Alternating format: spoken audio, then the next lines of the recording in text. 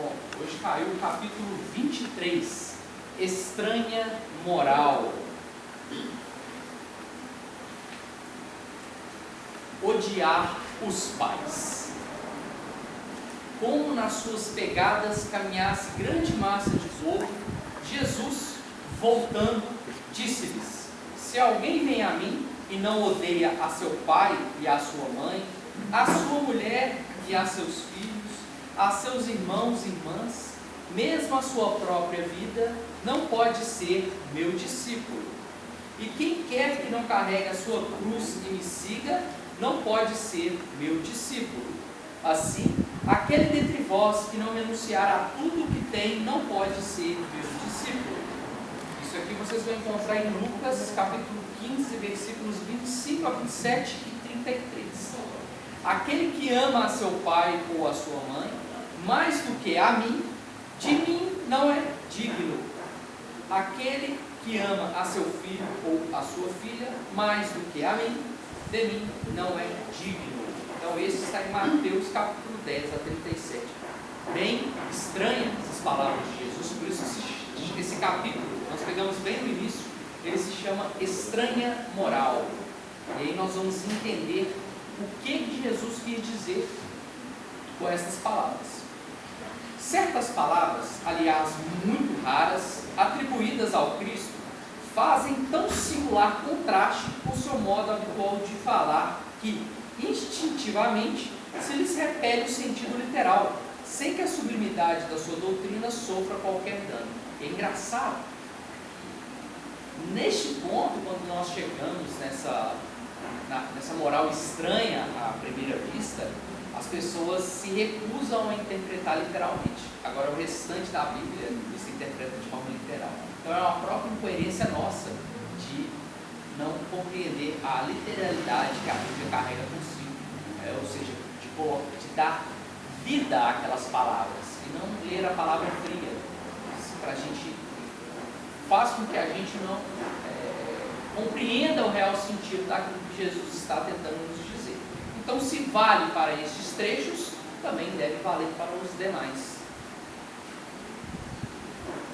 Escritas depois da sua morte, pois que nenhum dos evangelhos foi redigido enquanto ele viveu, isso é importante, tá? Toda a Bíblia, que é baseada nas passagens de Jesus, não foi escrita enquanto ele estava vivo, foi depois que ele partiu. Lícito é acreditar-se que, em casos como este, o fundo do seu pensamento não foi bem expresso, ou, o que não é menos provável, o sentido primitivo, passando de uma língua para outra, há de ter experimentado alguma alteração. Então a Bíblia foi escrita numa língua completamente arcaica, uma língua quase que primitiva. Ela não era uma língua tão desenvolvida como a nossa, que nós temos significados. Para cada significado a gente tem uma palavra diferente. Naquela época, muitas palavras tinham vários significados, e para isso era necessário observar o contexto que aquela palavra é utilizada para que a pessoa pudesse compreender o todo. O inglês também é assim. O inglês, ele também tem palavras iguais, porém, em determinados contextos, elas têm significados diferentes. Podem ser similares, mas são significados diferentes. Então, por exemplo, a palavra play. A palavra play em inglês, ela pode significar cantar, dançar, pode significar jogar. Depende do contexto que você está utilizando aquela palavra. Nessa língua que foi escrita a Bíblia, que é o aramaico antigo, era mais difícil ainda as formas de se expressar. Então, nós tínhamos muitas restrições. Na nossa própria língua portuguesa, que é uma língua riquíssima, nós já temos dificuldades de interpretação. Vou dar um exemplo para vocês. Eu adoro manga. Quem gosta de manga aqui? Quem gosta de manga? Mas eu só gosto de manga no frio. E vocês? Vocês gostam de manga no calor? Você gosta de manga no calor? Você gosta de manga no calor? Eu odeio manga no calor, gente. Eu não gosto de manga no calor. Então, eu estou falando da manga de camisa. Eu não estou falando da manga fruta. Percebem? como uma mesma palavra ela tem significados totalmente diferentes, nós estamos aqui conversando, vocês estão concordando comigo e eu estou discordando. O problema é de quê? De semântica. É porque você não falou onda comprida, você falou só under. Não foi? Exatamente. Calça você bota, Olha, bota você calça. exatamente. Então nós temos palavras que têm significados diferentes dependendo do que ao que eu estou me referindo. Imagine nessa língua, pessoal, que essa língua ela não tinha vários apetrechos, vários armas gramaticais para se expressar. Tanto que tem algumas partes que tratam da questão do Espírito Santo, não existia a palavra do no aramaico. Então como que pode ser traduzido do Espírito Santo? Não é do Espírito Santo, era de um Espírito Santo, que dá um significado totalmente diferente do que as religiões tradicionais aqui no Brasil, elas traduzem como do Espírito Santo, como se existisse só um Espírito Santo. Não, era de um Espírito Santo. Maria estava repleta de um Espírito Santo. Existiam outros, milhares de outros, mostrando que cada um de nós. Então, olha como uma simples palavra muda completamente o significado de todo um texto e de todo um arcabouço teológico, né, ao ponto de criar religiões distintas por conta de uma simples palavra, uma simples vírgula muda também o significado de uma frase, de uma oração, enfim. Basta que um erro se haja cometido uma vez para que os copiadores o tenham repetido, como se dá frequentemente com relação aos fatos históricos. Isso aqui é bem interessante, pessoal, porque vocês já brincaram de telefone sem fio na escola, não já? Telefone sem fio na escola, fala lá no comecinho, lá no final sai outra coisa totalmente diferente, né? Imagina com um texto de 2000 anos, foi sendo trazido para diversas línguas, traduzidos, palavras que você não tem numa língua, você não tem na outra, e aquela confusão, e fora as modificações deliberadas também que nós tivemos. Então, tudo isso nós temos que levar em conta. Que ninguém está fazendo um tribunal de defesa a Jesus Cristo, até porque não é necessário, né? Nós estamos apenas esclarecendo questões óbvias. O Evangelho de Jesus era total amor. Como que ele poderia, neste ponto aqui, no ponto mais importante, pecar? Tanto que ele dizia, observe os mandamentos, né? Honrar teu pai e tua mãe. Então, que seria uma desonra. Então, Jesus, a figura iluminada e pura, ele não podia ser contraditório em suas passagens. E nós vamos entender um pouquinho aqui do porquê disso. O termo odiar, nesta frase de Lucas, se alguém vem a mim e não odeia o seu pai e a sua mãe, está compreendido nessa hipótese. A ninguém acudirá atribuí-la a Jesus. Será então supérfluo discuti-la e ainda menos tentar justificá-la. Foi o que eu falei, ninguém está fazendo um tribunal aqui, porque não precisa. Importaria primeiro saber se ele a pronunciou e, em caso afirmativo, se na língua em que se exprimia a palavra em questão tinha o mesmo valor do que a nossa. Ou seja, odiar para nós tem um significado. E na língua que ele se expressou, qual que era o significado?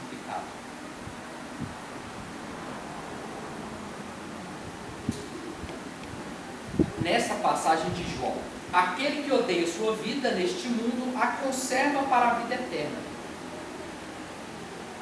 É indubitável que ela não exprime a ideia que lhe atribuímos.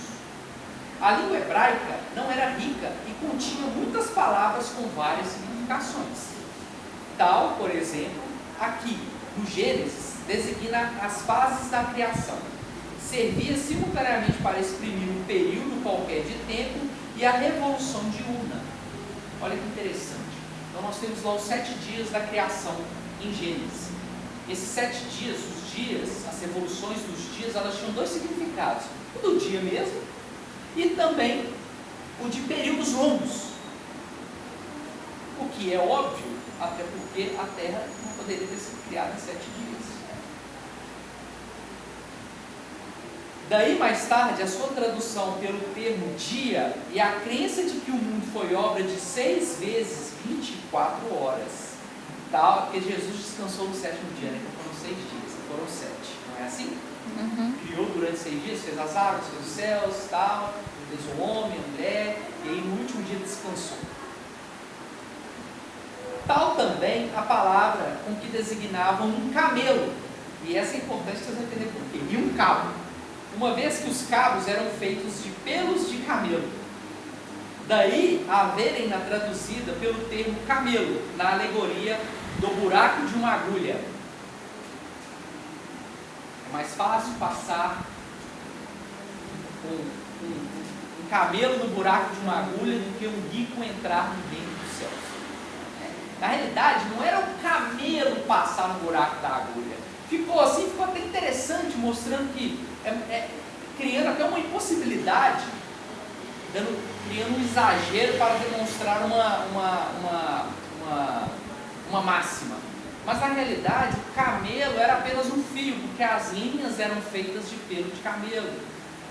É difícil passar uma linha num buraquinho de uma agulha, não é difícil, pessoal? É bem difícil, tem que ter muito ali, é bem chatinho.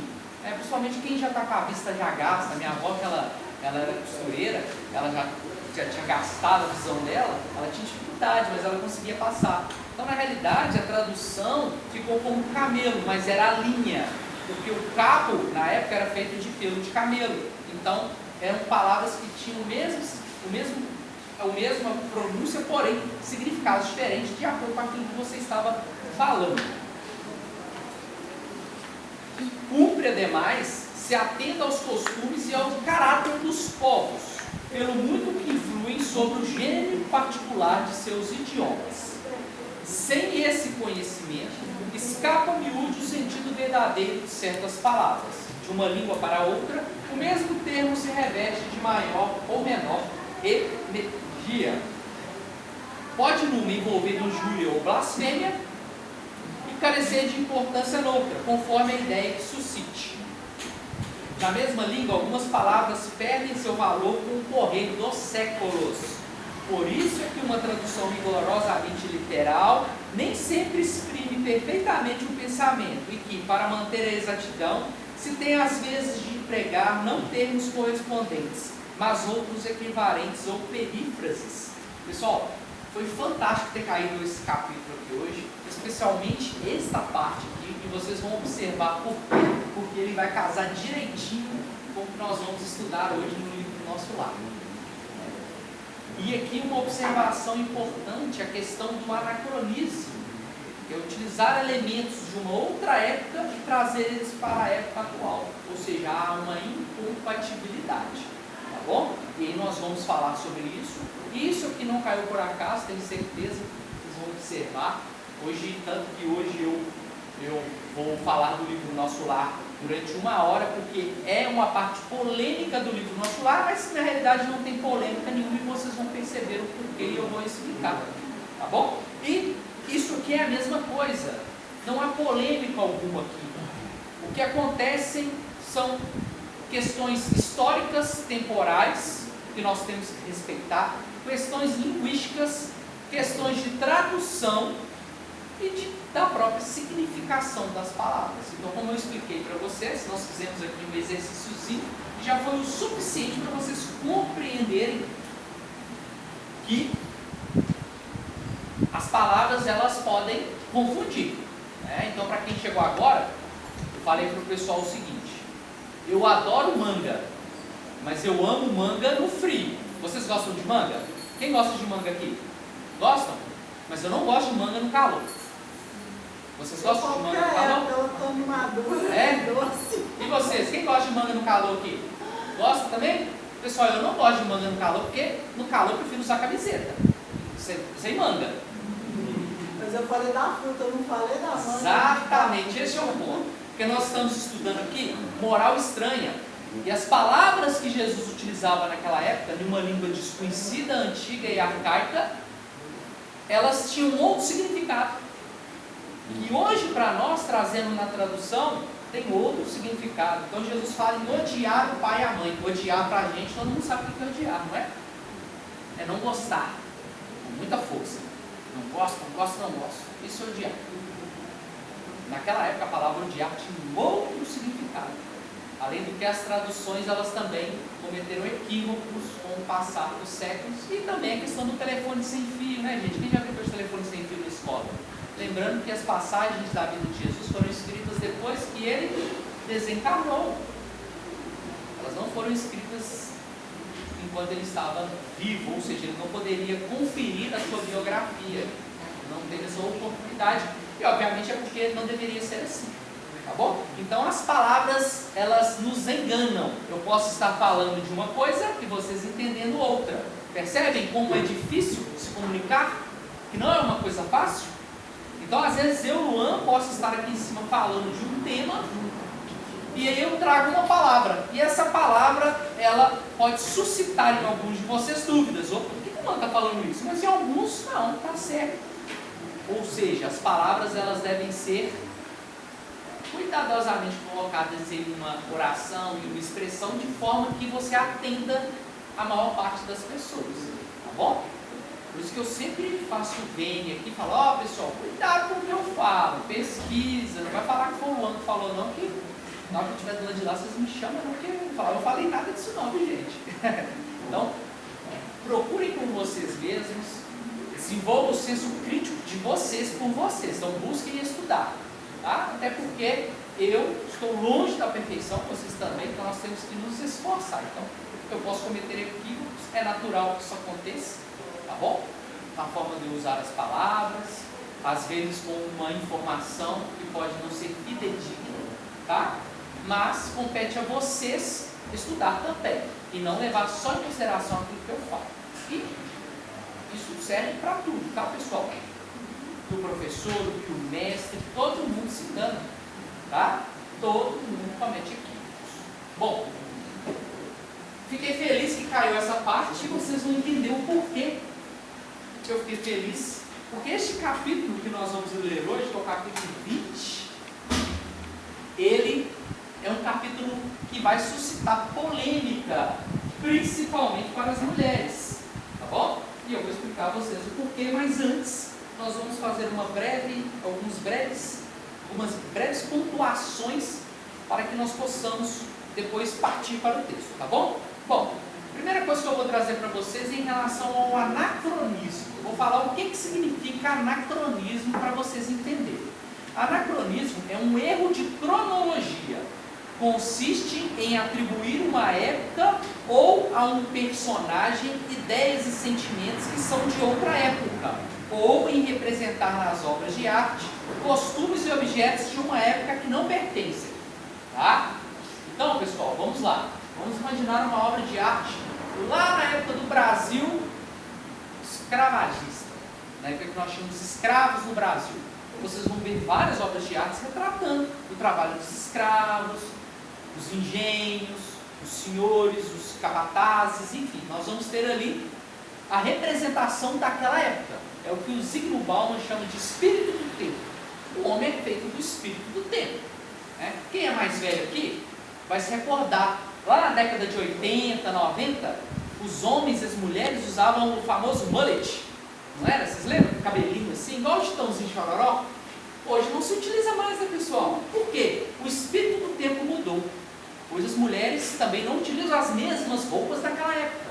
Antigamente, eu lembro, tinha aquelas calças boca de sino, não era? Aquelas calças largas. Hoje já caiu em desuso, as pessoas não utilizam mais. Hoje as calças são mais justas. Não é assim? Se você vê uma pessoa utilizando roupas daquele tempo, você vai falar assim, ela deve estar fantasiada. E nós, não é possível, né, gente? Ou seja, nós nos modificamos. Os tempos mudam e nós nos adaptamos aos tempos novos. Todo mundo está de acordo, tá? Então, anacronismo é quando você, ao interpretar um texto ou um personagem, você tenta tirar ele daquele tempo que ele viveu e trazer para a sua realidade. Ou seja, vai ficar desconexo, porque não combina. Tá bom? Isso é anacronismo. Então, quando nós lemos um livro, daí a importância de chegar aqui no começo do livro e observar. Quando que esse livro foi escrito pela primeira vez? Copyright 1944. 1944. Então nós vamos ter aí 80 anos de diferença. 80 anos são praticamente 3 gerações. todos nós enfrentamos conflitos de gerações. Todo mundo que já enfrentou conflitos de geração, não já, pessoal? Quem já enfrentou aqui, levanta a mão. Todo mundo já enfrentou. A minha sogra, por exemplo, é um exemplo vivo de conflito de geração. Né? Quando ela teve a filha dela, nova, sem ser casada, ela teve a resistência dos pais dela, porque eram de outro tempo. Hoje isso é normal. Hoje nós acolhemos os nossos filhos, é diferente. Então eram lutas diferentes e momentos diferentes. Então todos nós enfrentamos. Ou, por exemplo, vou dar um exemplo meu agora. Quando meus filhos nasceram, eu falei assim, olha, eu não vou batizar os meus filhos. Primeiro, que eu não sou católico. Segundo, que o batismo não tem nenhum significado para mim. Eu nunca fui católico. Apesar de ter sido batizado, eu não sou católico. E eu falei que eu não ia batizar os meus filhos. E o meu pai, que também não é católico, se diz católico, mas não é católico, queria que eu batizasse os meus filhos. Por questão de tradição. Eu falei assim, não, tem que ter um significado. Isso para mim não tem um significado. Então, percebem o conflito de gerações? E houve um conflito. Eu tive que argumentar e ele contra-argumentava. Eu argumentava e ele não aceitava. Então, ficou aquela coisa. Conflito de gerações. Tempos diferentes. Pessoas diferentes. Eu conservo o que o meu pai me ensinou, mas também agrego a isso que eu aprendi elementos novos. É o que nós chamamos de progresso. A própria ciência trabalha assim, não é? O cientista descobre um princípio, um fundamento, outro cientista desenvolve aquela teoria dele, e um terceiro cientista, umas 2 gerações à frente, cria uma invenção baseada naqueles estudos daqueles outros cientistas. Então a vida, ela funciona dessa forma, tá bom? Sempre os alunos superando os mestres, e assim por diante, e assim deve ser, tá? Não estou falando que os mais novos são mais inteligentes que os antigos, não, de forma nenhuma. Até porque não tem como mensurar isso, mas apenas que informações antigas, elas servem como fundamento para que as novas surjam, tá bom? Então, pessoal, vamos sempre observar a vida como ela é. Pode falar, Eduardo. Eu não me lembro bem se na introdução do Evangelho ou do livro dos Espíritos, lá deixa bem claro que alguns termos são usados propositadamente para não dar uma interpretação dúbia. Exatamente. Você não vê a palavra esquecer, você vê olvidar. Exatamente. O quê? O cuidado que se tem na comunicação, porque comunicar, pessoal, é muito difícil, é uma arte mesmo. É difícil você se fazer entender por um número muito grande de pessoas.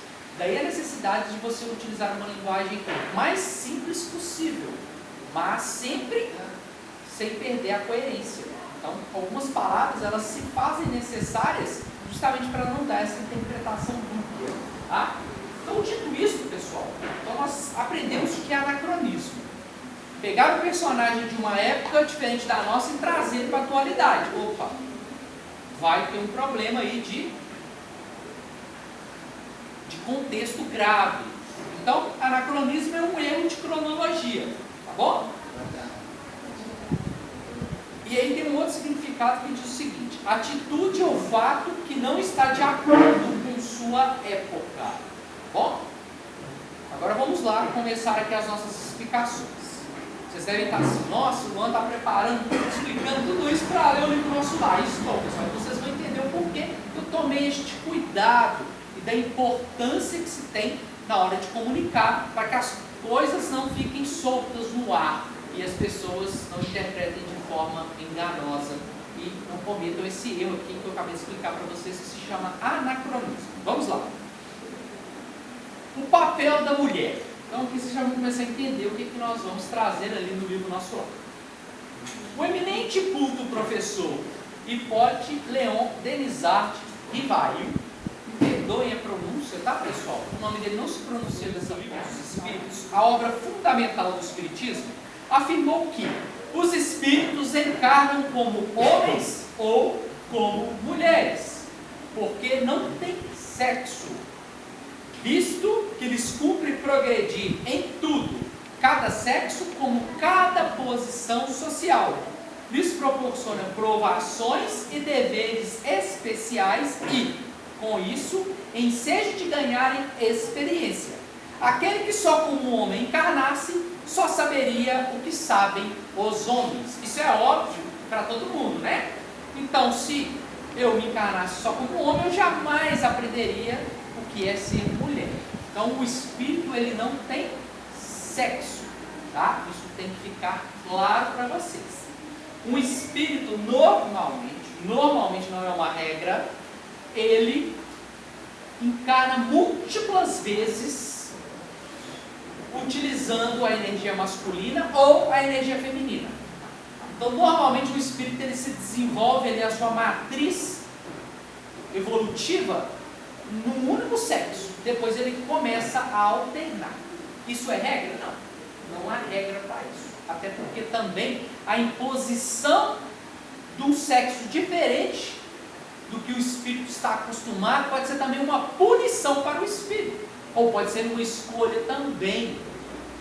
E nos espíritos mais evoluídos, vocês vão observar o que, pessoal? Uma coisa muito importante que vocês vão observar. Um espírito muito evoluído, ele perde as características que são mais evidentes, tanto do masculino como do feminino. Ele meio que mistura as duas. Ó, Chico Xavier era assim. Ele tinha a doçura do feminino e a firmeza do masculino. Ele sabia combinar essas duas essências e era aquele doce de pessoa, ao mesmo tempo que ele te passava aquela força, aquela energia na hora que ele falava.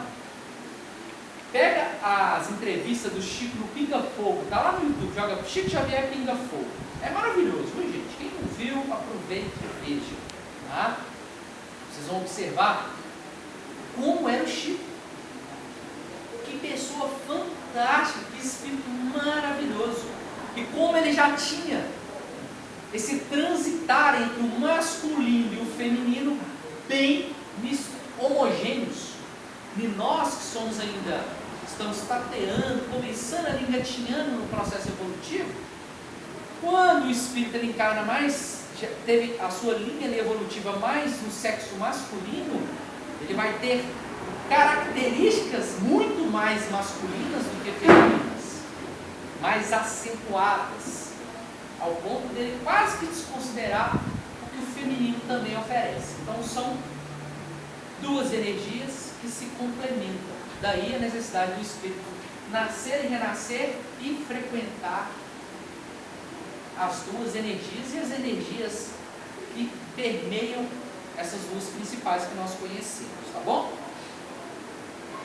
Com isso, não deixou margem a qualquer dúvida quanto à necessidade de o espírito encarnar ora em um corpo masculino, ora em um corpo feminino, diante das provas pelas quais tem de passar, uma vez que precisa progredir em tudo, razão pela qual a aquisição da experiência em cada novo corpo físico é de considerável importância. Reencarnar, como se sabe, literalmente significa entrar de novo na carne. Nada obstante ser indiscutível a indispensabilidade de o espírito estagiar ora em corpo feminil, ora em corpo masculino, com a importante finalidade de avançar na senda do progresso rumo a Deus. Cumpre não perder de vista o especial papel do espírito encarnado como mulher, tal como registrou Leon Denis. O papel da mulher é imenso na vida dos povos.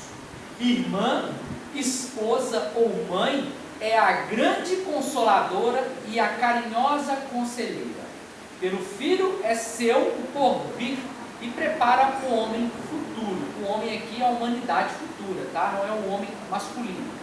Por isso, as sociedades que a deprimem, deprimem-se a si mesmas. Ou seja, sociedades que atacam a energia feminina estão atacando a si mesmas.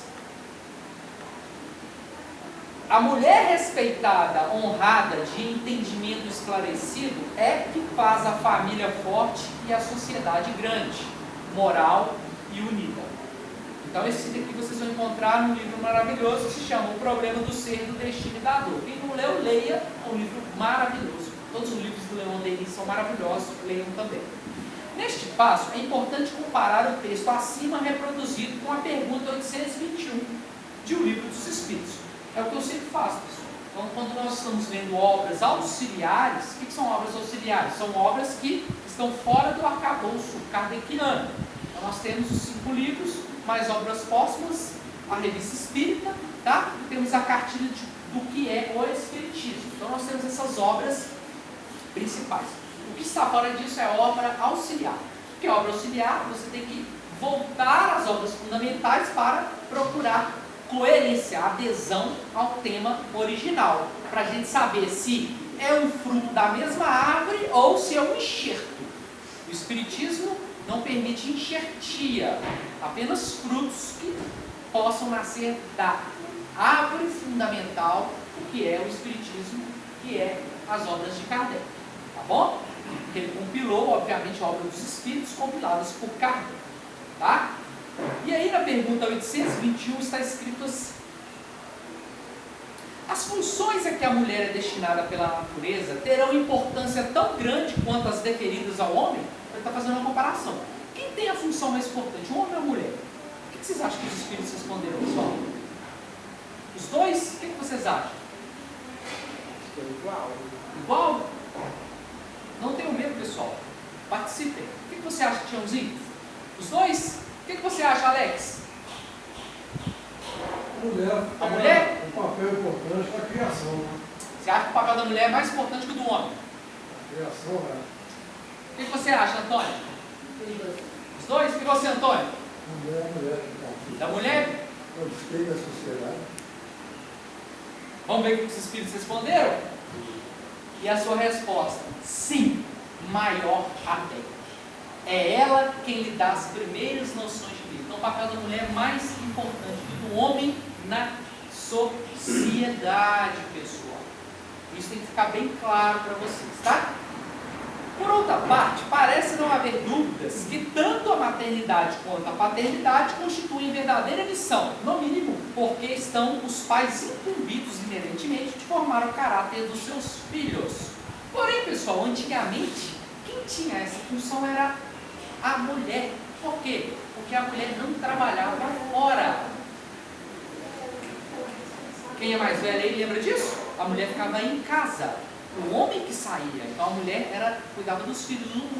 Os homens, eles quase não tinham contato com os filhos deles. Não estou generalizando, viu, pessoal? Isso pode multiplicar o infinito de família para família, isso não tem regra.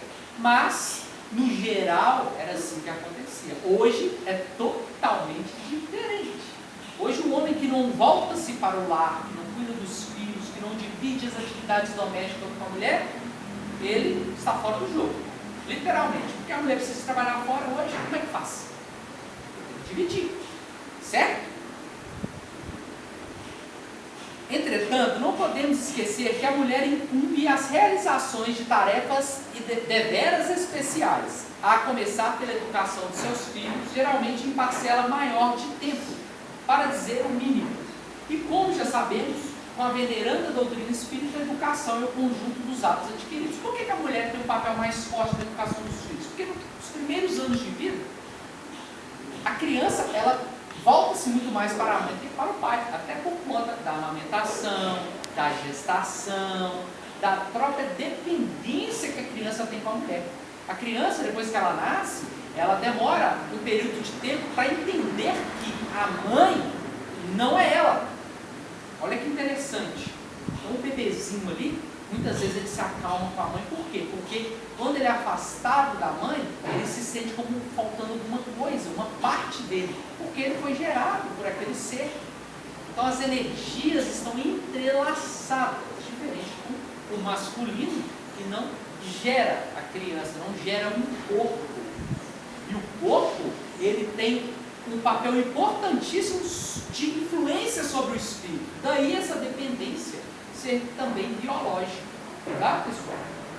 Então, aqui, quando nós falamos que a mulher tem um papel mais importante na educação, não é uma questão de machismo, é uma questão puramente biológica. A criança fazendo 5, 6, 7 anos, ela já começa a entender pai, mãe, e aí tudo se normaliza. Aí os dois, o papel dos dois, ele torna o mesmo. Então, nos primeiros anos de vida, a mulher ela tem essa preponderância por questões físicas mesmo, biológicas, enfim, de necessidade que a criança tem que o homem é incapaz de suprir naquele início. Vale recordar que muitos anos atrás, pelo menos em Curitiba, a cidade onde vivemos, na esmagadora maioria dos casos, a mulher cabia cuidar de seus filhos. O homem competia com o seu trabalho fora de casa, obter recursos suficientes para prover a família. Então isso que ele está falando lá na década de 60, 50, 40, antes das primeiras guerras mundiais. Então, nossa senhora, a mulher nem votar podia. Então, quanto mais nós vamos voltando no tempo, mais a mulher era oprimida, era utilizada como serviçal do lar. Ela não era vista como um membro da família, ela era vista como algo necessário para gerar uma nova vida, para gerar um herdeiro. Ela não era vista como uma peça fundamental do lar. E isso foi se modificando com o passar dos anos.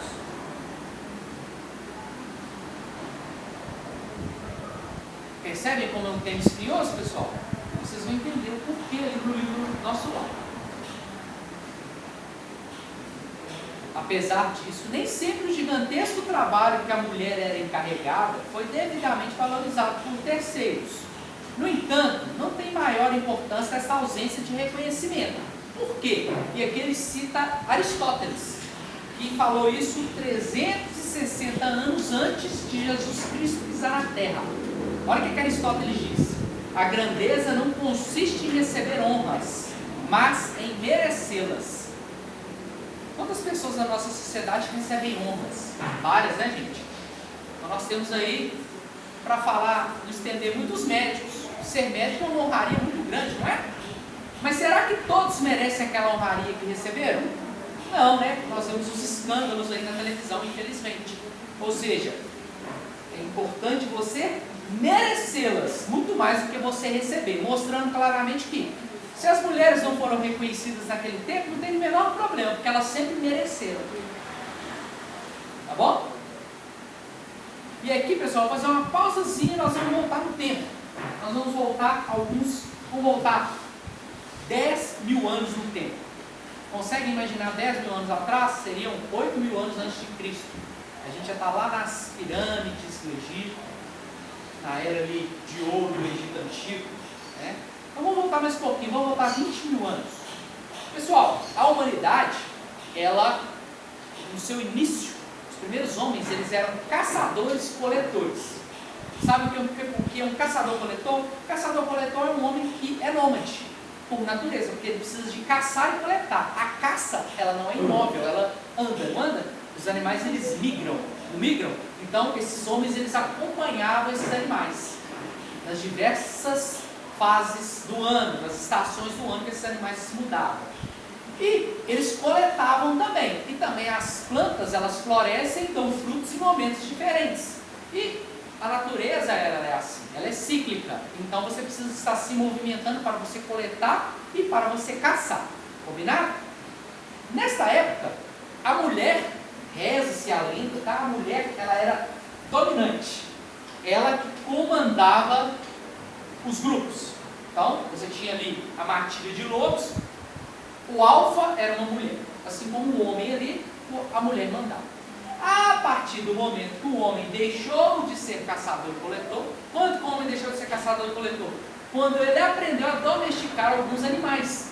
Então ele começou a domesticar alguns animais e colocava eles em um cercado e via que eles se reproduziam e dali ele podia extrair o sustento, não necessitando mais dele sair andando procurando animais. E aí ele começou também a desenvolver a agricultura, plantar, e aí os animais contribuíam para a agricultura, enfim. Era uma sinergia excelente. E aí a civilização começou a se edificar naquele instante. Então você precisava de construir casas, correto? Neste momento, o homem passou a comandar as civilizações. Por quê? Porque para você subir civilizações, você precisava de força bruta. Então, neste momento, o homem tomou a frente. E aí as sociedades passaram a ser patriarcais. Então, antes eram matriarcais, trocaram e passaram a ser patriarcais. Tá bom, pessoal? Então,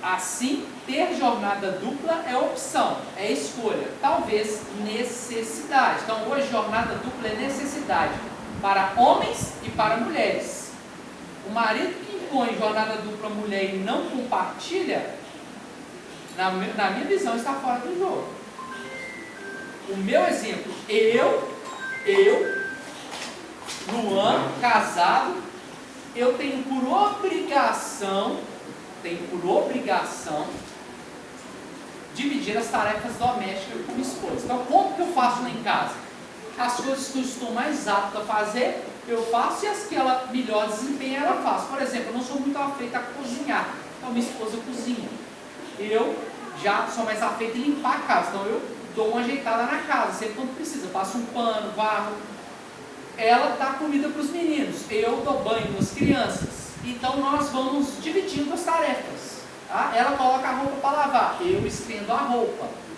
Isso hoje é normal e tem que ser assim. Se você retornar, isso não é virtude, viu pessoal? Isso é obrigação.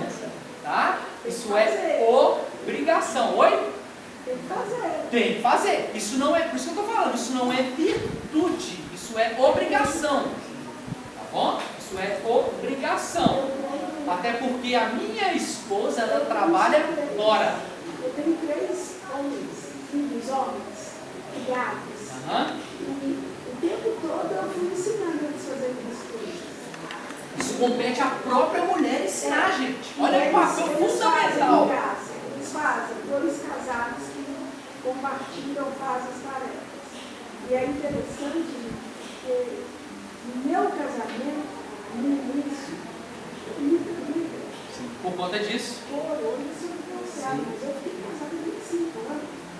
E o meu marido, na época, tinha uma mãe que eu falava, ela é uma mão de moça, porque ele não sabe fazer nada, ele não faz nada.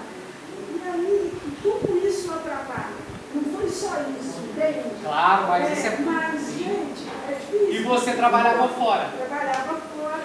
Olha o peso, olha a carga. Eu ficava 2 dias chateada, chamada de fora, aquela coisa, porque eu tinha um tanto de coisa para fazer. E ele tinha sentadinho, com uns ganzinhos. E é o que eu sempre falo com vocês, pessoal. E aí eu Isso. fui ensinando. Ele aprendeu a cozinhar. Mas não foi uma coisa Fácil, né? Pessoal, olha para vocês observarem que coisa interessante, né? Como que se muda com o tempo, com poucos anos, como que a cultura, como que as relações elas se transformam, tá? Então, quando nós estamos falando de divisão de tarefas domésticas, nós estamos entendendo que a mulher hoje ela não depende mais do homem. Tá? Na realidade, hoje é um homem que volta a depender da mulher. Sem a mulher, o homem é incapaz de ter filhos. E a mulher hoje trabalha, é emancipada, ao contrário de antigamente. Tá? E a sociedade só tem a ganhar com isso. Porque a mão de obra feminina ela é importantíssima no desenvolvimento da sociedade.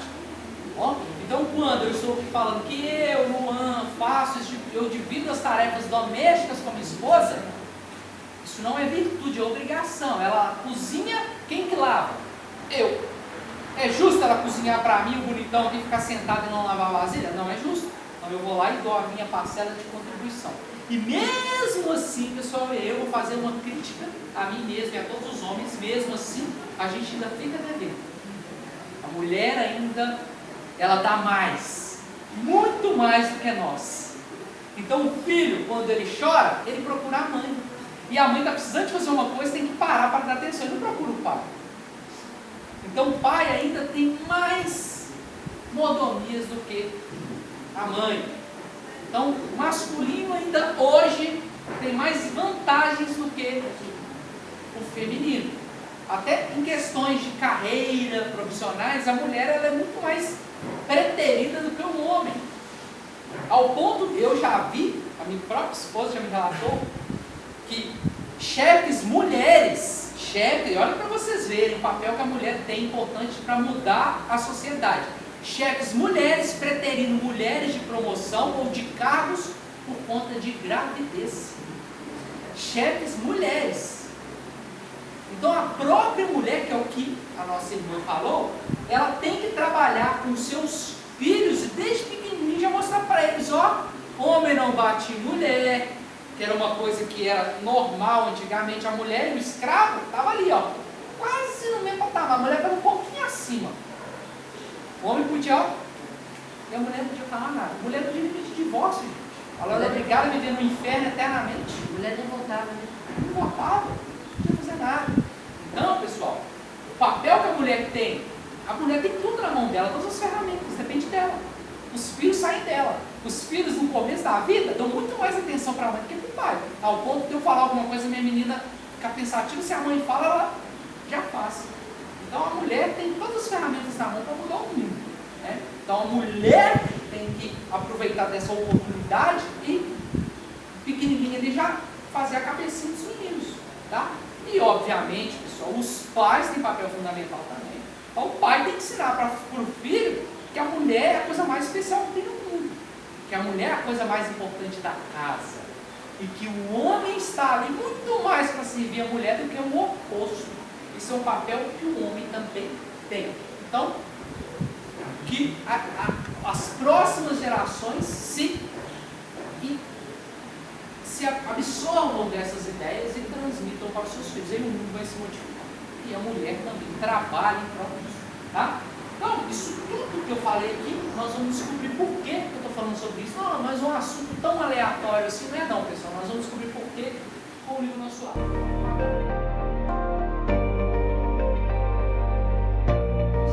Desencarnado.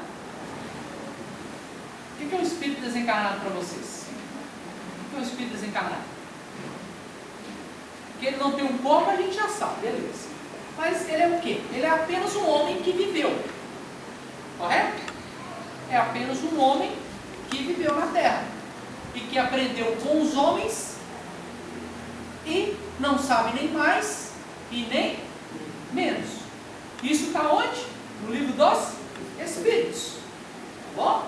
Então, isso tem que ficar bem claro. Então, quando nós estamos lendo livros de espíritos desencarnados, são espíritos como nós, que muitas vezes, como está lá escrito no livro dos Espíritos, sabem menos do que os homens.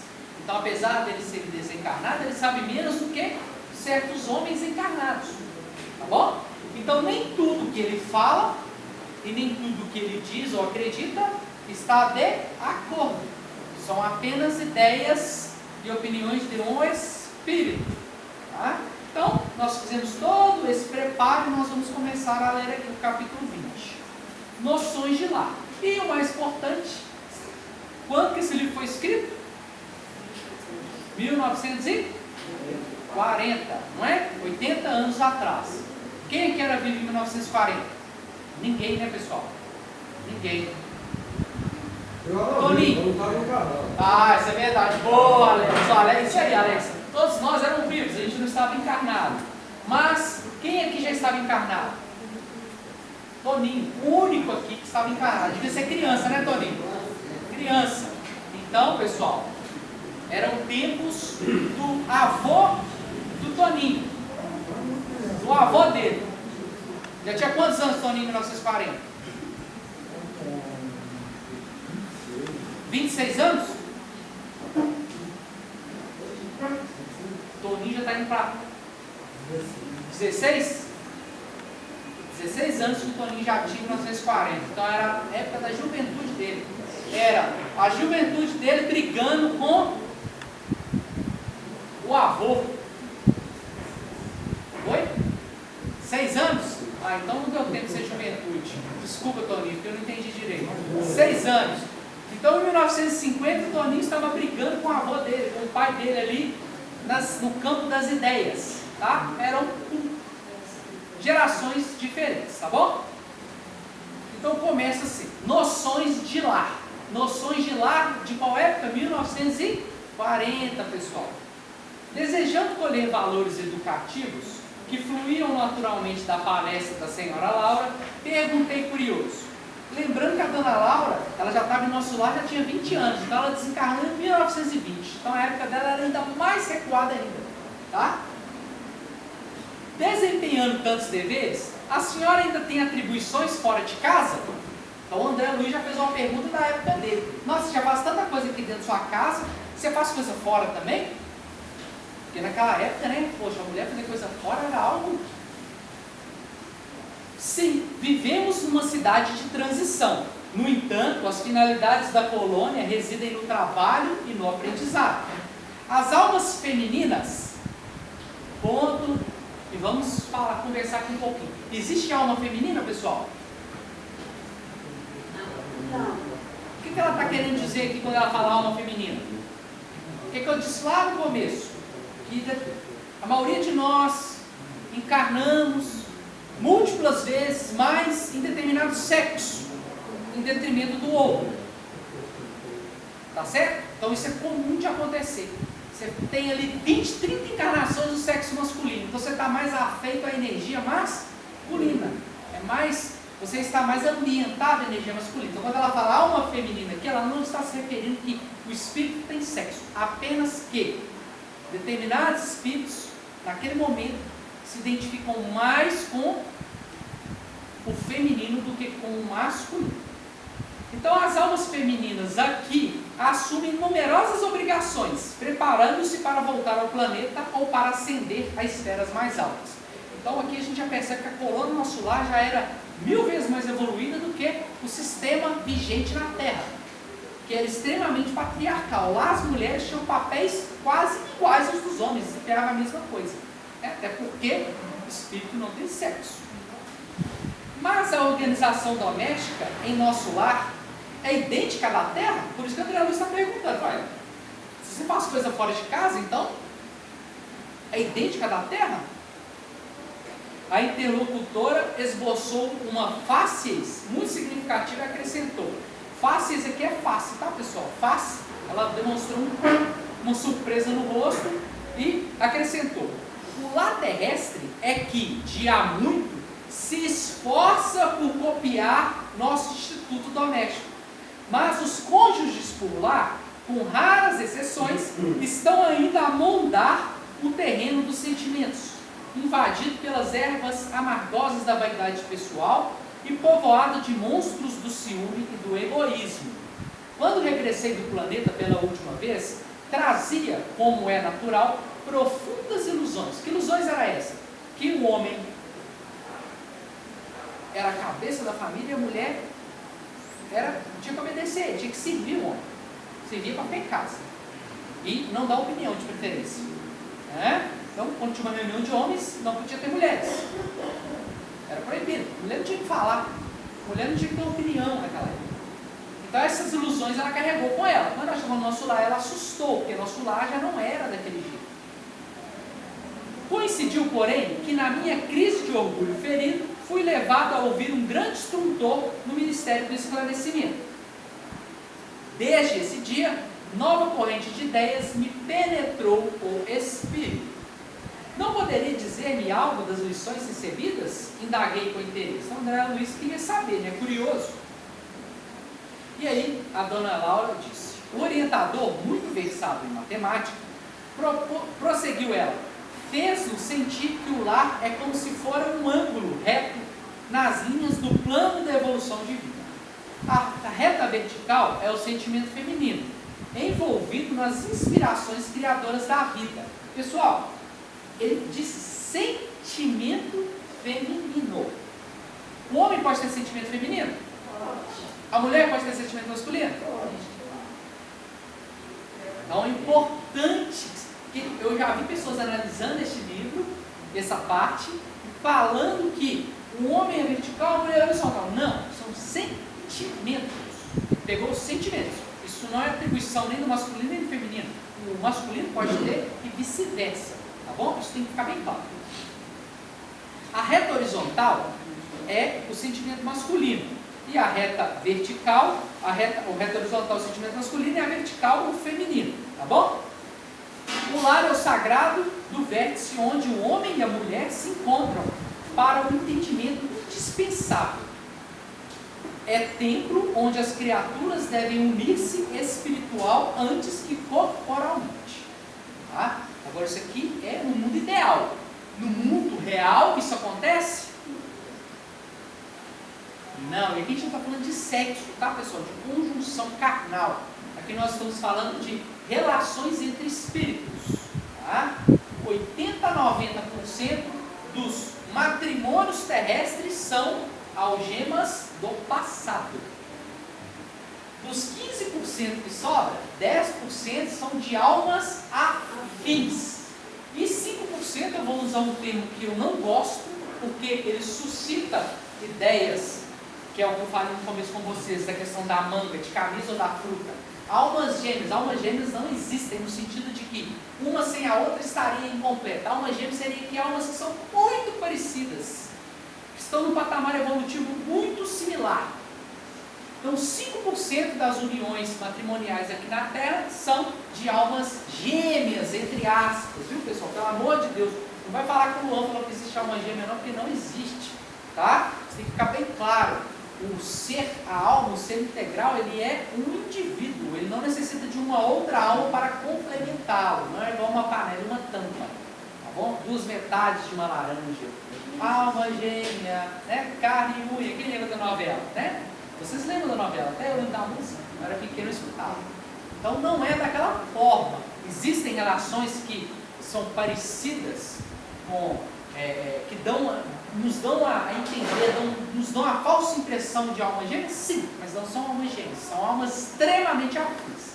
Então, o que nos importa são os 90%, esqueça os 85%, esqueça os 15%, que normalmente não é a nossa realidade. Então, os casamentos e os matrimônios são algemas do passado. Vamos continuar aqui para a gente entender. Há na Terra agora grande número de estudiosos das questões sociais, que aventam várias medidas e clamam pela regeneração da vida doméstica. 1940, tá? Vou lembrar vocês toda hora. Alguns chegam a asseverar que a instituição da família humana está ameaçada. Coincidência, né, pessoal, com os dias de hoje, né? O tempo inteiro passa-se séculos, décadas e os assuntos se tornam a baila. Não é assim? Então, passa um pouquinho. Eu falo isso muito lá no banco. Lá no banco, a gente está sofrendo agora uma epidemia de golpe. Então tem muitos clientes nossos caindo em golpes. E está sendo uma coisa assim terrível para a gente. A gente fica o dia inteiro repetindo, vamos pagar a mesma coisa. Olha, não ligue para o telefone que eles mandam para você no WhatsApp, não atenda telefone, a gente não pede para você fazer transferência, a gente não pede dados dos seus bancários, a gente não pede senha, não pede nada. E o pessoal cai em golpe.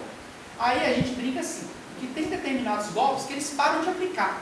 Aí fica ali um ano sem aplicar. Aí passa um ano, o povo esquece, eles... É a mesma coisa com as questões históricas. Volta-se sempre no tempo, né? Esse é o homem voltando às suas origens, porque nós somos espíritos imortais, como diz o Alex. Vida é só uma, né, Alex? Corpos são vários. Bom, isso tem que ficar bem claro. Vida é uma só. Vida é uma só. O Alex brincou ali, mas obrigado pela correção. Porque o certo é falar, vida é uma só. Os corpos são vários. Tá bom? Vamos lá, vamos continuar aqui. Importa considerar, entretanto, que a rigor, o lar é conquista sublime que os homens vão realizando vagarosamente. Homens aqui, humanidade. Onde nas esferas do globo o verdadeiro instituto doméstico, baseado na harmonia justa, com os direitos e deveres legitimamente partilhados, direitos e deveres partilhados. Hoje nós temos uma geração que quer muitos direitos, mas deveres nenhum, não é assim? Então, papai, mamãe, vovô, vovó sofrendo aí com... eu tenho direito a isso, eu tenho que ter direito àquilo, mas e o dever? Não tem nenhum, não? É fácil sim. O papel dos pais é ensinar para os filhos. Quer comer? Quer passear? Então, vai ajudar em casa, vai colocar uma roupa para lavar. 6 aninhos? Tomou banho? Pega a roupa para colocar no cesto. A criança pode fazer isso. Fez 10? Já pode descer com lixo. Fez 12? Já pode lavar vasilha. Qual o problema? Quem aqui trabalha desde 10, 8, 12, 13, 14 anos de idade? Muitos de vocês, né? Hoje, a humanidade mudou tanto que hoje isso já é raridade. Eu desde os 6. Aí, ó, desde os 6. Olha aí, gente. 12, eu estava na casa dos Desde os 9. Você, Juliana, quantos anos? De 8, 9. Já olhava seus irmãos, não era? 12 anos. Então, se a gente for pegar todo mundo aqui, e todo mundo aqui está bem, gente? Caiu o braço? Ninguém morreu. Está doente? Alguém morreu? E por que vocês estão privando o filho de vocês disso? Por quê? Por que vocês privam seus filhos desse sofrimento terrível? Pensem sobre isso. Por que vocês estão privando seus filhos da frustração? Para crescerem adultos que não sabem se frustrar. Pode falar, Alex. A outra geração hoje nem estuda e nem trabalha. Não Mas quer não saber é de isso. nada. Não é isso. Não quer saber de A nada. Porque na verdade eu também não A gostava. geração nem dos E a pais, gente nem a mãe mandava de fazer as coisas na Porque quem tem que educar e ensinar são os pais. fazer. Perfeito, Não vai Alex. falar que, meu filho não faz nada. Não faz, porque você ensinou. Os filhos serem assim é o efeito. Qual que é a causa? A causa está nos pais. Com certeza. Então os pais que têm que fazer esse trabalho, gente. E a sociedade, ela sempre vai empurrar contra o seu trabalho. Então você vai trabalhar com um lado, a sociedade vai empurrar seu filho para o outro. E essa é a luta. Essa é a luta. Está lá no livro dos Espíritos.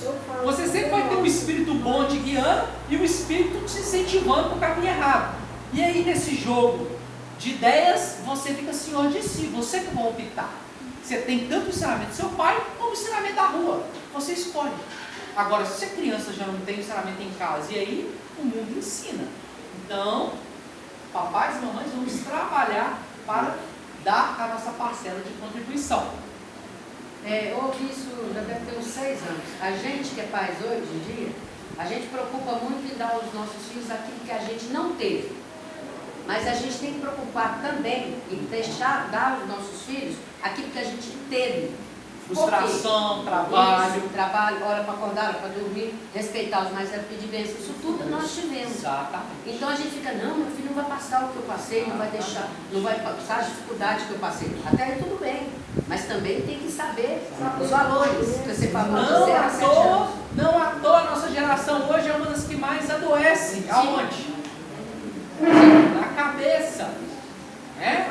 Então nós temos que ter isso em mente para a gente ter consciência da importância do nosso papel como pai e como mãe. Vamos continuar aqui o nosso texto. Na maioria, os casais terrestres passam as horas sagradas do dia vivendo a indiferença ou o egoísmo feroz. Quando o marido permanece calmo, a mulher parece desesperada. Quando a esposa se cala, humilde, o companheiro tiraniza. Nem a consorte se decide a animar o esposo na linha horizontal dos seus trabalhos temporais. Nem o marido se resolve a segui-la no voo divino da ternura e sentimento rumo aos planos superiores da criação. Então, pessoal, olha aquele falando que eu disse no começo.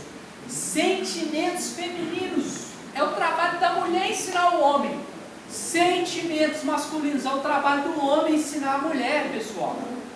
Por isso a vida em casal, em união. Agora, isso não tem nada a ver com questão de que, só pode casar homem e mulher? Não, pessoal, de forma nenhuma. Um casal homoafetivo, ele pode ter o polo, o que é o polo positivo e o que é o polo negativo, não no sentido negativo, tá, pessoal? Mas positivo a gente tratando como o masculino e o negativo como a mulher, tá? Mostrando que 2 seres do mesmo sexo, eles podem permutar energias diferentes, tá bom, pessoal? Então, veja como é um tema espinhoso para se tratar, principalmente nos dias de hoje, tá? Então, quando ele diz aqui, por isso que ele fala sentimentos femininos. Qualquer um pode ter sentimento feminino e qualquer um pode ter sentimento masculino, tá bom? Então, isso é um trabalho que compete a ambos. Por exemplo, igual lá em casa, minha mulher, ela tem uma impulsividade masculina que, por exemplo, eu não tenho. Eu até brinco com ela e falo para ela assim, tem hora que você é mais homem da relação do que eu. Olha para você ver que interessante. Isso numa relação, né? Lá naquela Tiãozinha é a mesma coisa, né, Tiãozinho? O Tiãozinho, ele é o mais sensível da relação. A Carol já é mais... E olha para você ver, o Tião é homem e é barbudo, gente. Quem olha para o Tião nem imagina que ele é uma pessoa extremamente doce, extremamente carinhosa, né? Por trás de toda aquela barba, de toda aquela cabeleira ali, tem um amor de pessoa, né? Então, pessoal, sentimentos... Mas eu sou extremamente com sentimentos masculinos. Tá vendo? Olha E para eu você, acho que gente. eu vim, inclusive, para aprender a ser mulher. Tá vendo? Exatamente. Então, nós temos que ter esse entendimento. Eu determinada, eu como que dá certo? Exatamente. Então, pessoal, sentimento masculino e feminino. Então, ok, gente? Não estou falando de homem e mulher, tá? Dissimulam em sociedade e na vida íntima. Um faz viagens mentais de longa distância, enquanto o outro comenta o serviço que ele deseja que lhe seja peculiar. Então, aqui ela está falando das relações que estão em distonia, que não estão em sintonia. O casal, ele não está ali ligado, cada um está pensando em uma coisa, eles estão ali só na hora da conjunção carnal e o resto acabou, cada um segue a sua vida mental diferente. Então é necessário que nós tenhamos essa união também mental, tá bom? É claro que em tais circunstâncias o ângulo divino não está devidamente traçado. Então o ângulo divino do quê? Horizontal e vertical. Então tem uma disfunção ali e aí nesses casos o casal costuma não dar certo. Esses conceitos calavam-me fundo e sumamente impressionado, observei. Senhora Laura, essas definições suscitam um mundo de pensamentos novos. Ah, se conhecêssemos tudo isso lá na Terra. Então era um outro tipo de relação que o André Luiz não estava acostumado. Era um mundo que não era mais patriarcal, era um mundo onde os dois participavam em igualdade, cada um com as suas funções, mas em igualdade de deveres, como também de direitos. Tá bom? Questão de experiência, meu amigo, replicou a nobre matrona. O homem e a mulher aprenderão no sofrimento e na luta. Por enquanto, raros conhecem que o lar é instituição essencialmente divina e que se deve viver dentro de suas portas com todo o coração e com toda a alma. Enquanto as criaturas vulgares atravessam a florida região do noivado, procuram-se mobilizando os máximos recursos do espírito. E daí o dizer-se que todos os seres são belos quando estão verdadeiramente amando. O assunto mais trivial assume singular encanto nas palestras mais fúteis. Então, naquele momento de paixão ali, tudo é muito belo, né? O famoso passarinho azul, tudo é lindo, maravilhoso. Mas logo que recebem a bênção nupcial, a maioria atravessa os véus do desejo e cai nos braços dos velhos monstros que tiranizam corações. Não há concessões recíprocas, não há tolerância e por vezes nem mesmo fraternidade. E apaga-se a beleza luminosa do amor quando os cônjuges perdem a camaradagem e o gosto de conversar. Já conversou com sua esposa hoje? Não conversa. Daí em diante os mais educados respeitam-se. Os mais rudes mal se suportam. Porque nós vamos ter aqueles casais que vivem juntos, mas nem se falam, mas está tudo certo, consegue conviver. Agora tem aqueles que é faísca atrás de faísca, porque os dois são muito bravos e aí pega fogo. Perguntas e respostas são formuladas em vocábulos breves. Por mais que se unam os corpos, vivem as mentes separadas, operando em rumos opostos. E aí André Luiz diz, tudo isso é a pura verdade. Que fazer, porém, meu amigo? Replicou a bondosa senhora. Na fase atual evolutiva do planeta, existem na esfera carnal raríssimas uniões de almas gêmeas.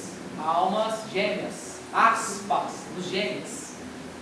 Reduzidos matrimônios de almas irmãs ou afins.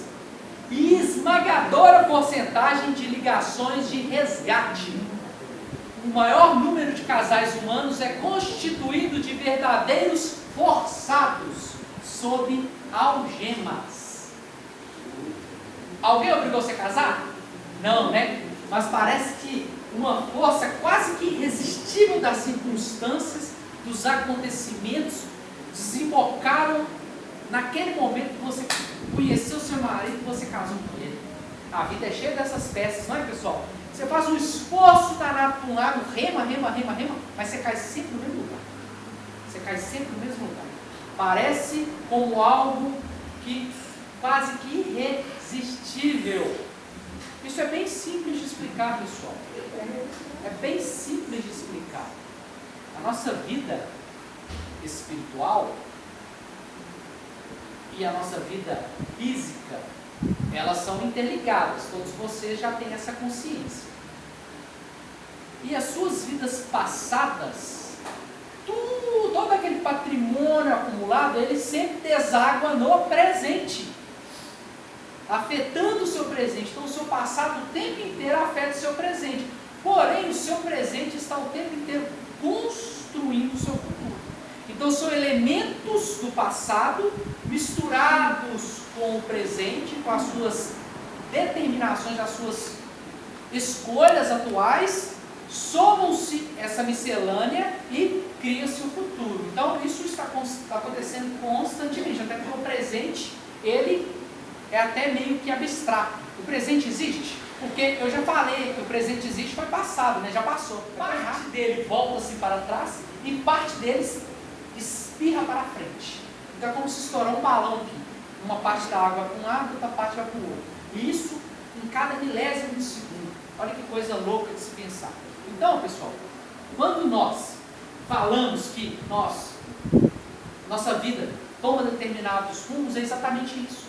É porque, a partir do momento que você tomou determinada deliberação, você se torna escravo da consequência daquilo que você escolheu. Você é escravo das suas escolhas. Você é livre para escolher, totalmente livre. Mas você é obrigado a colher os frutos daquilo que você semeou. Isso foi Jesus que nos ensinou. Não só Jesus, vários outros grandes mestres que pisaram na terra também nos ensinaram isso, de formas diferentes. Tá bom? Então, por isso que muitos matrimônios aqui na terra, por ser um mundo de provas e expiações, são algemas do passado. E aqui ela continua.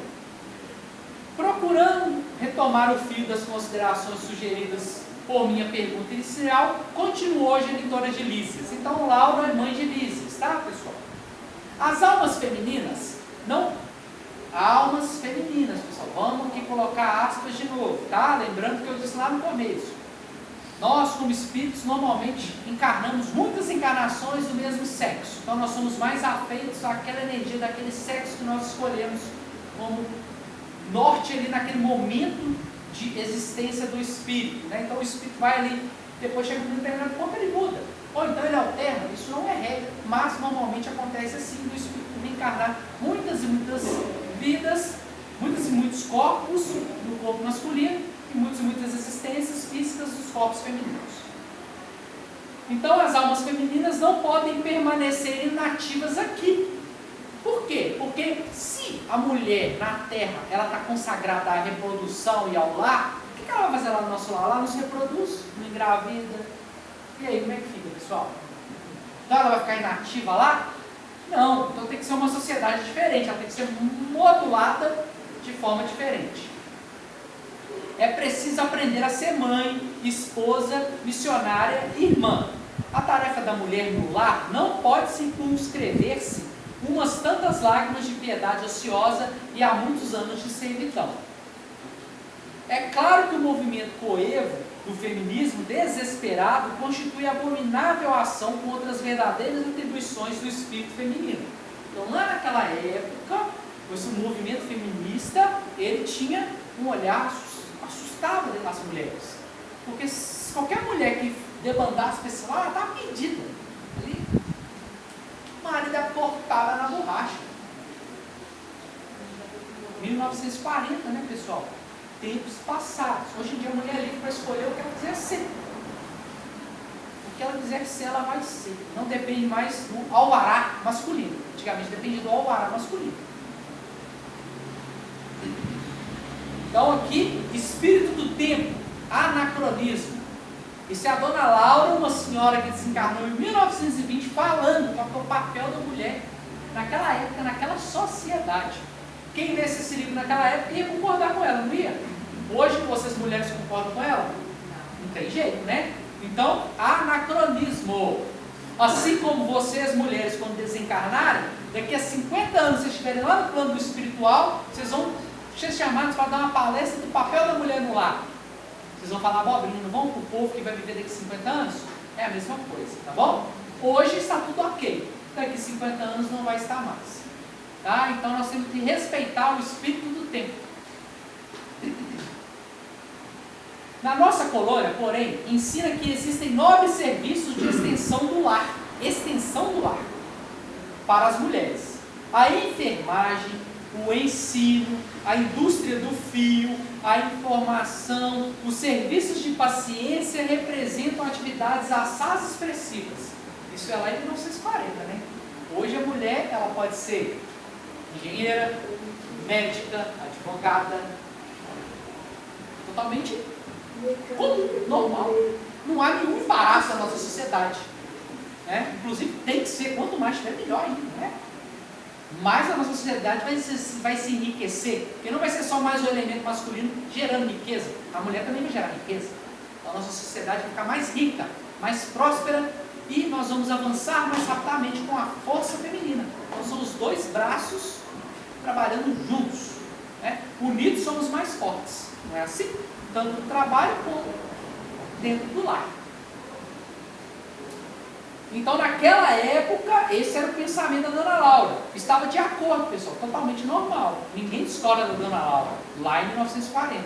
Tá? Então, não vamos crucificar a pobre coitada da Dona Laura, porque ela era uma senhora de 1920, há um século atrás.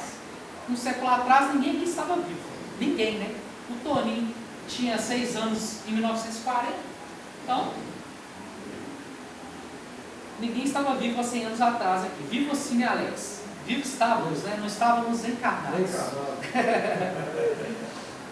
Dentro de casa, a inspiração. Fora dela, a atividade. Uma não viverá sem a outra. Como sustentar-se o rio sem a fonte? E como espalhar-se a água da fonte sem o leito do rio? Então hoje, tanto o homem é a fonte como o leito do rio. Tanto a mulher é a fonte como o leito do rio. Tanto o homem trabalha fora, como a mulher também. Tanto o homem cuida de casa, como a mulher também. Isso é o mundo ideal. É assim hoje. Nós temos coisas que não são de acordo com isso que eu estou falando? Temos. E eu acho que ainda é a maioria, viu, gente? Infelizmente. Mas no futuro não vai ser mais. Quando o Ministério do Auxílio me confia crianças ao lar, minhas horas de serviço são contadas em dobro. E tem que ser mesmo, né? Porque cuidar de criança, vou te falar, viu, gente, não é fácil não. Né? Quem cuida que o diga. O que lhe pode dar ideia da importância do serviço maternal no plano terreno. Entretanto, quando isso não acontece, tenho meus deveres diuturnos nos trabalhos de enfermagem, com a semana de 48 horas de tarefa. Todos trabalham em nossa casa, a não ser minha neta, convalescente. Não temos qualquer pessoa da família em zonas de repouso. 8 horas de atividade do interesse coletivo, diariamente, é programa fácil a todos. Sentir-me-ia envergonhada se não o executasse também. Interrompeu-se a interlocutora por alguns momentos, enquanto me perdi em vastas considerações. Então, mesmo... Por que a Dona Laura chegou lá cheia de ilusão? Porque a colônia do nosso lar funcionava diferente do instituto terreno. A mulher não trabalhava na terra, não trabalhava entre aspas, trabalhava até mais que o homem. Quando a gente fala trabalhar, é o quê? Carteira assinada, né? Mas o trabalho doméstico é o quê? Eu às vezes fico mais cansado fazendo coisa em casa do que no serviço. Às vezes quando eu vou para o meu serviço eu faço, não, graças a Deus. Porque em casa o bicho pega, né? É fácil? Não é fácil não, gente. Cuidar de menino. Ainda mais eu, que tenho um de 7 meses e uma de 6 anos. Então imagina, 7 meses, 100% do tempo, cuidado. E a de 6 anos querendo atenção. Esposa, casa para cuidar, compra para fazer, comida para fazer, casa para limpar, comida, roupa para lavar, louça para lavar, é interminável. Se eu ficar falando, vou ficar falando até amanhã, gente. É melhor nem falar, não, para não desanimar, porque eu acho que tem tanta gente que vai ter que chegar em casa e vai ter que correr atrás do tempo pedido, né? Pessoal, mas enfim, o que é importante a gente destacar? Desculpa eu avançar da hora, esses 10 minutinhos, mas o tema é importante e eu não quero deixar pontinhas soltas. Então, concluindo, pessoal, a sociedade se transforma, os tempos mudam, os homens e as mulheres se modificam, os papéis vão se invertendo, se modificando, se igualando, tá? E isso é ótimo, ótimo. Lembra lá no livro dos Espíritos, quando o homem não avança mais ou menos rápido, de tempos em tempos, o que é que Deus faz? Ele os provoca. Então Deus cria um problema, fala assim, vocês estão tudo felizinho aí, né? Vou dar um probleminha para vocês aí, para vocês animar um pouquinho. Eu dei umas cochiladas, não vou negar. No início, você falou Bauman, né? Ele fala da sociedade líquida, né? Que é isso aí que você está falando. Exatamente, é o espírito do tempo. Ele fala muito sobre isso, o espírito do tempo. Então, pessoal, nós temos que ter essa consciência de que os tempos mudam e nós temos o dever de nos adaptarmos a ele, tá? O meu pai foi obrigado a adaptar o tempo dele ao meu, porque o filho era meu, eu falei que eu não ia batizar, porque eu não sou católico. Ele ficou doido. Mas como assim? Tem que batizar. Eu falei, onde que está escrito que eu tenho que batizar, pai? Onde que está escrito? Gaguejava, né? Eu não sou católico e eu não batizei a minha filha. Porque o batismo para mim é um ritual que não faz parte da minha vida. E eu fui batizado. Tá? Mas mesmo assim eu conservei algumas tradições. Apesar da minha filha não ter sido batizada, ela tem uma madrinha e um padrinho, né? Olha para você ver. Tudo tem que ser lento, a gente não pode dar saltos, não é assim? No futuro a gente não vai precisar de ser mais madrinhos e mais padrinhos, nem mais madrinha. Vai perder o sentido. Mas eu ainda designei um padrinho e uma madrinha para minha filha. E para o meu filho também, mas sem batismo. Tá bom? Então, meu pai ficou muito assustado, mas isso é o quê? Espírito do tempo. O meu tempo é diferente do tempo do meu pai. Eu nasci e cresci num lar espírita. Apesar da minha casa não ser espírita, porque lá em casa só minha mãe era espírita, mas ela era dominante. Minha mãe era a cabeça da família, era dominante, no sentido dessas questões morais. Tá? Apesar do meu pai ter influência. Então, pessoal, eu não convivi com essas tradições. E olha que eu estudei em colégio católico a vida inteira. Participei, fiz comunhão, fiz um monte de coisa. Né? Mas não sou afeito a isso, até porque eu sou espírita. Então, pessoal, vamos ter cuidado quando a gente lê os livros e vamos ler lá no comecinho e ver a data que ele foi publicado para a gente entender e voltar no tempo, lá no espírito do tempo, para a gente poder compreender as passagens, tá? Senão, se você for estudar história, geografia, uma série de coisas, você vai encontrar pessoas que eram racistas, mas naquele tempo era normal ser racista, era normal, era comum, aliás, normal não, né, pessoal, era comum, normal nunca foi, era comum ser racista, não tinha punição. Hoje, dá cadeia, né? Ou deveria dar, né? Mas isso é discussão para outros assuntos. Então, pessoal, vamos tentar nos conectar ao personagem e ver a época dele, para a gente não cometer esses erros, tá bom? Agradeço a todos vocês pela paciência, que Deus abençoe a cada um de vocês.